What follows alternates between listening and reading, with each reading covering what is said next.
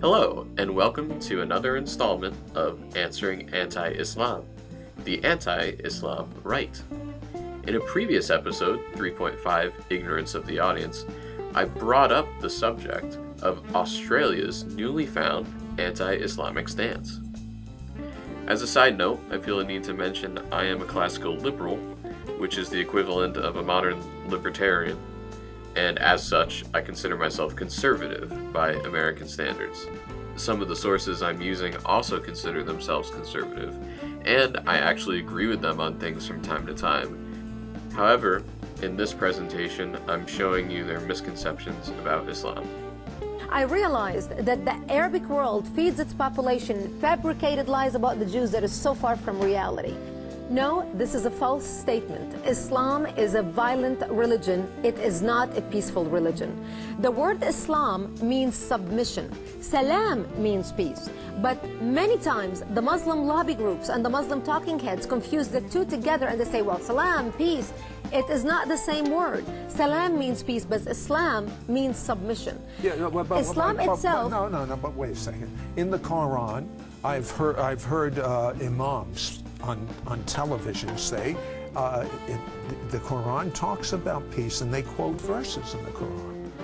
There are verses in the Quran that talk about peace. Those verses began when Muhammad was trying to appeal to the Jews to accept him as the last prophet. When Muhammad's own people rejected him in Mecca, he decided if he goes to Medina and appeals to the Jews to accept him, he had to borrow some of their verses. And this is why we see in the early verses of the Quran, there's a lot of peaceful verses about the people of the book. This is when Muhammad was trying to recruit them. He went to Medina. When the Jews refused him, this is when he declared all the wars against them and against the infidel. And this is when Muhammad became a military man. So all the other verses, all the following verses of the Quran are violent verses calling for the destructions of Jews and Christians. Tell me one verse in the Quran that is against Christians and Jews. Well, what I'm going to say, the verses, they are too numerous to count. Thousands by the thousands, but especially, Surah number 9 is all about declaring war against the Christians and the Jews.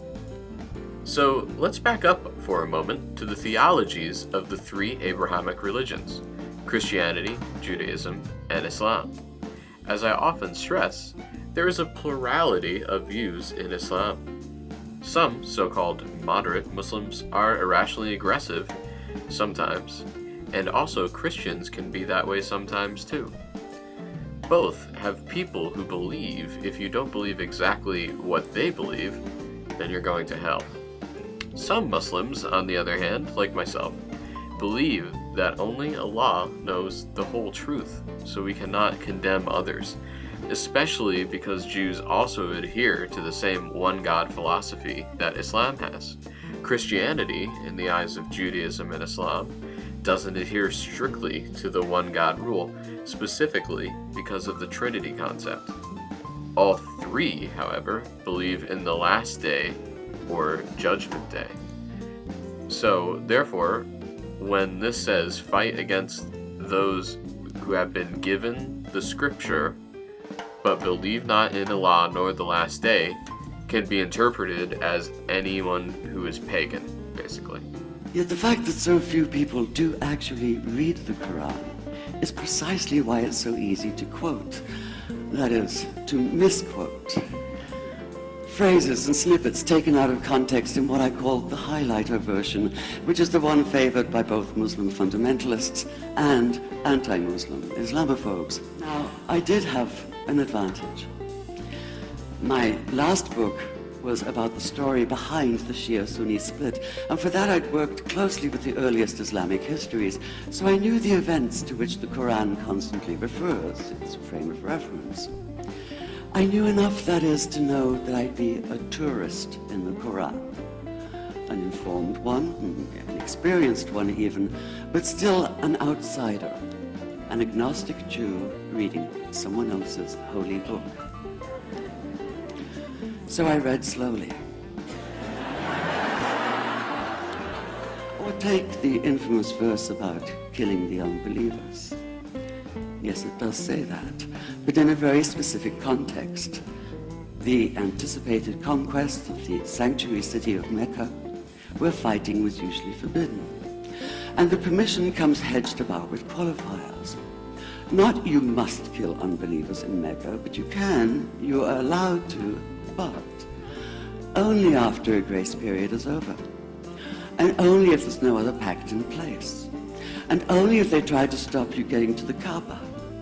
And only if they attack you first. And even then, God is merciful, forgiveness is supreme, and so, essentially, better if you don't. So, as you can see, you can't just go around pointing to this particular verse to prove Islam is inherently violent. And this is, incidentally, a verse that Brigitte Gabriel herself claims is one among thousands. So how many other times does she get this wrong? Or do other people get this wrong? If Muslims hated Jews so much, why were they the first non-Muslims, along with Christians, to live under a caliphate? Although theologically disagreeing with them, most Muslims feel these religions are important to be tolerant of, especially since we both believe in their prophets, peace be upon them all. Thus, the unbelievers in this passage, in my studious opinion, are pagans, specifically Arab pagans of the time of the Prophet, who reject the message of the Prophet, sallallahu alaihi wasallam. However, and this is amazing to me, I do agree with Brigitte on the whole religion of peace thing. The word Islam does mean submission or surrender to God. This opens up another can of worms, though. What is peace? The Quran almost compels one to fight for one's home and family, and that's about it. Speaking of fighting, the caliphates hated Jews and Christians so much, they trusted them to fight alongside of them.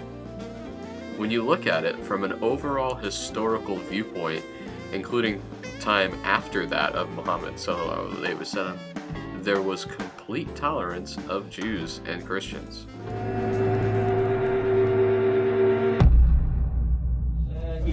Shalom. Shalom. How are you, my brother? Good. I'm good. How are you? Alhamdulillah. Thank God. Thank you. Welcome to the Islamic Center. Thank you. Thank you. Is it okay if I pray in here? Is it okay if you pray? If I pray in here? Of course. Of course. It's the house of worship, no matter what. Thank you. God bless. Thank you.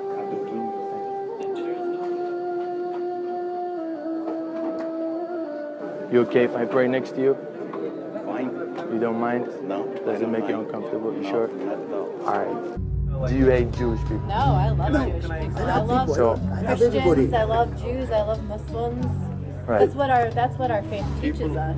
How you doing, brother? What's your name, sir? My name is Levi. Levi Osama. Pleasure to meet you. I'm the manager here. Yeah, we're all Everyone is praying to the same peace. God. Yes. We're all praying to peace, so we can all pray together. Yes. No problem. So Jew is not the enemy of the Not Muslims? at all. Things that are happening politically around the world are attached to our faith all the time. We also acknowledge that the Torah was given by the same God. We acknowledge that. Second chapter in Yeah. the book says we have to believe in the previous revelations also.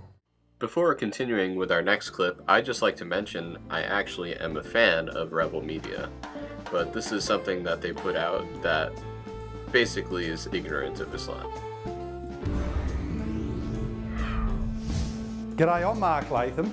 In politics we hear a lot of talk about the rule of law. Well, what does that mean? It means that we have one set of laws in Australia applying equally to all citizens. We don't have a second set of laws based on religion.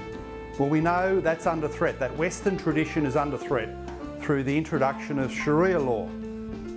I really don't have to show you the rest because this brief statement in and of itself really shows the lack of knowledge that this guy, or indeed Rebel Media, has about Islam. The reason why I say that is because not all Muslims agree on what Sharia law is. Further, Sharia law is a religious law, and among other things, it says that you have to pray 5 times a day, you have to believe in only one God, and other practices that are significantly Islamic practices that you can't put onto people who aren't Muslims. Even in the early caliphates, the Christians and the Jews were not forced to live under Sharia law. Why? Because only Muslims follow Sharia law. Further, when laws are passed in places like Saudi Arabia, they're done by the so-called English system, meaning a representational government or a dictator will take their thoughts on Sharia law or fiqh law, pick one, and turn that into English law, meaning governmental civic law. So this is like saying that the Americas are run by religion because they follow the Ten Commandments. Just because thou shalt not kill is a commandment doesn't mean that because the United States has laws about homicide that it's specifically a Christian law. Hi, my question is for Pauline. Now, you've called for a royal commission into Islam to determine whether Islam is a political ideology or a religion. Can you please explain what constitutes a religion and what constitutes a political ideology, and why Judaism, Christianity fall under the banner of a religion, even though Islam, Judaism and Christianity all stem from the Abrahamic faith? Islam does not separate itself from political ideology, and whereas the Christianity under the Westminster system, we separate the rule of law from the state. So they are separate. Islam doesn't. And a lot of the countries that are ruled under Islam is their ideology, the political ideology. Now, I understand Islam does not believe in democracy, freedom of speech, freedom of assembly, or freedom of the press. You have Hizb ut-Tahrir that preaches the fact that they will want total control of the people. Pauline, can I just interrupt you there? I mean, can you make such a blanket statement, Islam doesn't believe in democracy, when north of Australia is the biggest democracy in our region and it's Islamic? Exactly. No, look, I don't believe that. I don't believe that because you've got a lot of countries around the world, they have a political ideology that want to control the people. Now, I want to see a separation of the two. You don't think that's true? You don't think that's true of Indonesia, though, do you? I think they control the people and their beliefs. I really do. And the people are controlled by it. You know, we are a Christian country, and I don't believe that Islam is compatible with our culture and our way of life. And that's why we have problems in Australia on the streets. And a lot of people are opposing the mosques that are built here. Can I just let Cindy Rahal, I think, probably wants to get back in to answer. You've been listening to this. What do you think? I think that Muslims in Australia have constantly been telling people like you and who support you that that is not what Islam is about, and it's falling on deaf ears. And I think you have very selective hearing, and what you're creating is not one nation, you are creating a divided nation. If you want to have a look at creating one nation, you need to look at ways we can include everybody, all the Muslims and any other religion as well. You have a very one-track mind, and unfortunately it's very dangerous. We have terrorism. Okay, thank you. I'll be getting a little bit deeper into all this material in our next episode of Answering Anti-Islam. The Double Standard.